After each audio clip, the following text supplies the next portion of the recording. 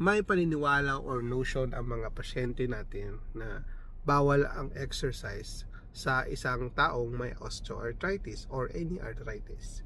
Well, i-correct natin yan.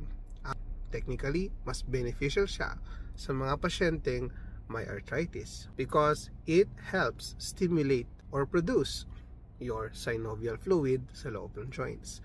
So, ang synovial fluid ay isang substance na naglulubricate sa loob ng joints mo para hindi magbanggaan at magkiskisan ang dalawang buto, specifically sa mga cartilage area nila. So, that synovial fluid is very essential for movement at hindi magkaroon ng further inflammation. Doon sa mga cases na may osteoarthritis ay pain, no? Yun, ayaw kasi nila magkaroon ng kirot kapag naglalakad. Kaya iniiwasan nilang magkaroon ng exercise. Hindi lahat ng exercise magde-develop ng pain sa inyong joints. So, isipin nyo kung ano yung mga type of exercise na pwedeng gawin ng pasyente. For example, kung knee osteoarthritis ito, syempre, yung jogging at saka pag-running, magkakaroon ng pressure or impact sa knee area. Magkakos ng pain talaga yon.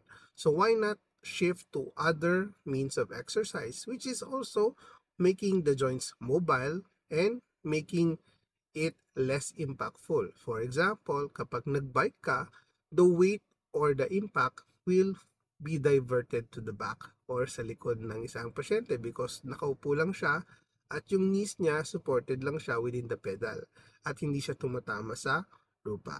So, mas maganda yon na way of exercise sa mga pasyenteng may joint pain. Another example is aqua sports or nagsiswimming.